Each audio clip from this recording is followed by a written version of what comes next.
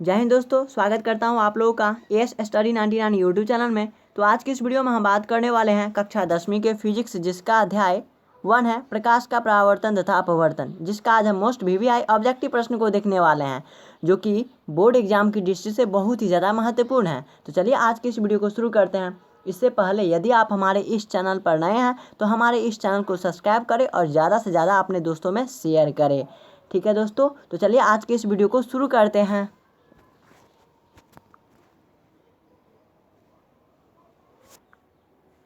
इसमें पहला प्रश्न है कि निम्न में से कौन सा पदार्थ लेंस बनाने के लिए प्रयुक्त नहीं किया जाता है। तो इसमें पहला ऑप्शन दिया गया है जल, दूसरा ऑप्शन दिया गया है कांच, तीसरा ऑप्शन दिया गया है प्लास्टिक और चौथा ऑप्शन है मिट्टी। तो इसका जो करेक्ट आंसर है वह है ऑप्शन डी अर्थात मिट्टी। मिट्टी का उपयोग लेंस बनाने के लिए नहीं किया जाता है। ठीक है, चलिए अब अगला प्रश्न देख लेते हैं। अगला प्रश्न है कि एक उत्तल लेंस की क्षमता एक डायोप्टर है, तो उस लेंस की फोकस दूरी क्या होगी। तो इसमें पहला ऑप्शन दिया गया है +10 सेंटीमीटर, दूसरा ऑप्शन दिया गया है -10 सेंटीमीटर, तीसरा ऑप्शन दिया गया +100 सेंटीमीटर और चौथा ऑप्शन दिया गया -100 सेंटीमीटर। तो इसका करेक्ट आंसर क्या होगा। तो इसका करेक्ट आंसर है +100 सेंटीमीटर। ठीक है, चलिए अब अगला प्रश्न देख लेते हैं। अगला प्रश्न है कि किसी बिंब का वास्तविक तथा समान साइज का प्रतिबिंब प्राप्त करने के लिए बिंब को उत्तल लेंस के सामने कहाँ रखना चाहिए। तो इसमें पहला ऑप्शन दिया गया है उत्तल लेंस के फोकस पर, दूसरा ऑप्शन दिया गया है फोकस दूरी की दुगुनी दूरी पर, तीसरा ऑप्शन दिया गया अनंत पर और चौथा ऑप्शन है लेंस के प्रकाशित केंद्र तथा मुख्य फोकस के बीच। तो इसका जो करेक्ट आंसर होगा वह होगा ऑप्शन डी अर्थात लेंस के प्रकाशित केंद्र तथा मुख्य फोकस के बीच। क्लियर है, चलिए अब अगला प्रश्न देख लेते हैं। अगला प्रश्न की गोलीय दर्पण तथा किसी पतले गोलीय लेंस दोनों की फोकस दूरियाँ -15 सेंटीमीटर है। दर्पण तथा लेंस संभवतः क्या है। पहला तो है दोनों अवतल, दूसरा है दोनों उत्तल, तीसरा है अवतल दर्पण अवतल तथा लेंस उत्तल और चौथा है दर्पण उत्तल तथा लेंस अवतल। तो इसका जो करेक्ट आंसर है वह है ऑप्शन ए अर्थात दोनों अवतल हैं। इसका करेक्ट आंसर हो जाएगा ऑप्शन नंबर ए। ठीक है, चलिए अब अगला प्रश्न देख लेते हैं। अगला प्रश्न है कि प्रकाश के परावर्तन के कितने नियम होते हैं। तो इसका जो करेक्ट आंसर है वह है ऑप्शन बी अर्थात 2। ठीक है,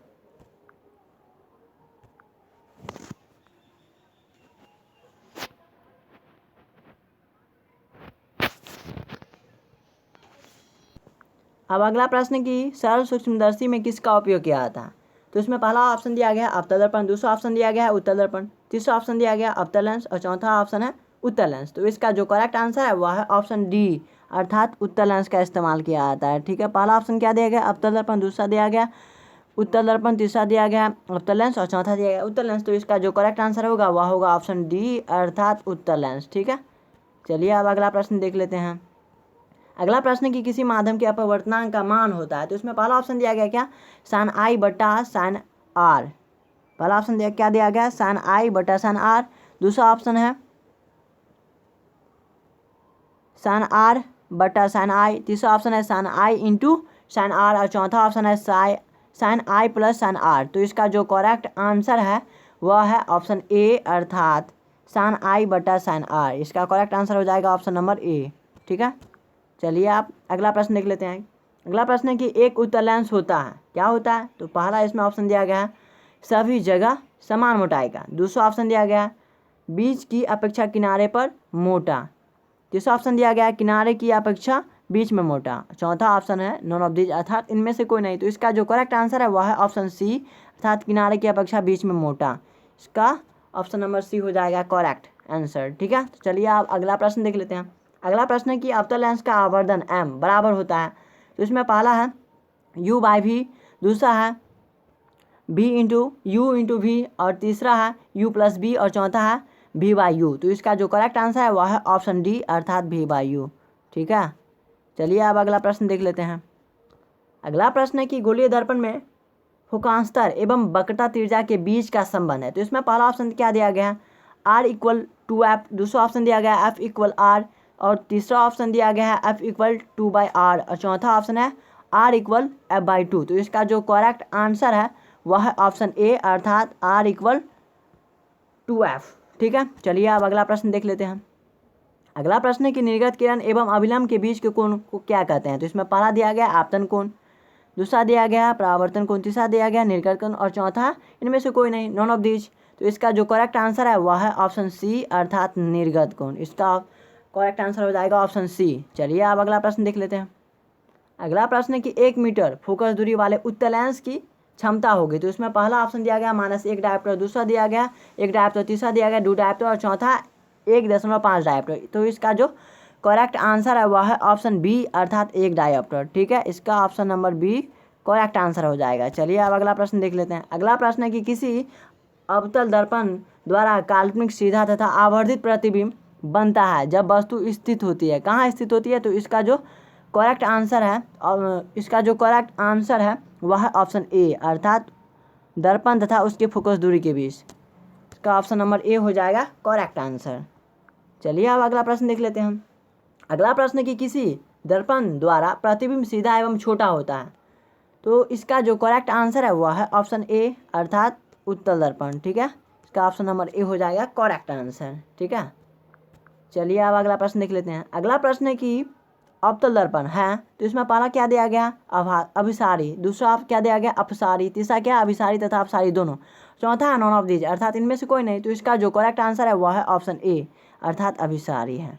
ठीक है, इसका ऑप्शन नंबर ए हो जाएगा करेक्ट आंसर। चलिए अब अगला प्रश्न देख लेते हैं। अगला प्रश्न है कि उत्तल दर्पण से बना प्रतिबिंब होता है, क्या होता है भाई? तो इसका जो करेक्ट आंसर है वह है ऑप्शन ए अर्थात काल्पनिक तथा छोटा होता है। इसका ऑप्शन नंबर ए हो जाएगा करेक्ट आंसर। चलिए अब अगला प्रश्न देख लेते हैं। अगला प्रश्न है कि निम्नलिखित में से किसी दर्पण द्वारा किसी वस्तु का वास्तविक प्रतिबिंब प्राप्त किया जा सकता है। तो इसका जो करेक्ट आंसर है वह है ऑप्शन बी अवतल दर्पण द्वारा। ठीक है, अवतल दर्पण द्वारा अवतल दर्पण द्वारा किसी वस्तु का वास्तविक प्रतिबिंब प्राप्त किया जा सकता है। इसका करेक्ट आंसर हो जाएगा ऑप्शन नंबर बी। चलिए अब अगला प्रश्न देख लेते हैं। अगला प्रश्न है कि निम्नलिखित में से किसी में बड़ा और वास्तविक प्रतिबिंब बनता है। तो इसका जो करेक्ट आंसर है वह है ऑप्शन सी अर्थात अवतल दर्पण में। ठीक है, करेक्ट आंसर हो जाएगा इसका सी। चलिए अब अगला प्रश्न देख लेते हैं। अगला प्रश्न है कि समतल दर्पण द्वारा बना प्रतिबिंब हमेशा क्या होता है। तो इसमें पहला ऑप्शन दिया गया वास्तविक होता है, दूसरा ऑप्शन दिया गया काल्पनिक होता है, तीसरा ऑप्शन दिया गया वास्तविक कभी वास्तविक तो कभी काल्पनिक होता है और चौथा ऑप्शन दिया गया नॉन ऑफ दिस। ठीक है, तो इसका जो करेक्ट आंसर होगा वह होगा ऑप्शन नंबर बी अर्थात काल्पनिक होता है। समतल दर्पण द्वारा बना प्रतिबिंब हमेशा क्या होता है? काल्पनिक होता है अर्थात इसका ऑप्शन नंबर बी हो जाएगा करेक्ट आंसर। ठीक है दोस्तों, तो उम्मीद करता हूँ कि आपको यह वीडियो अच्छा लगा होगा। यदि आपको यह वीडियो अच्छा लगा हो और इससे आपको कुछ लाभ हुआ हो तो हमारे इस चैनल को सब्सक्राइब करें और इस वीडियो को लाइक करें और ज़्यादा से ज़्यादा अपने दोस्तों में शेयर करें। ठीक है दोस्तों, जय हिंद जय भारत। मिलते हैं अगले वीडियो में। वंदे मातरम।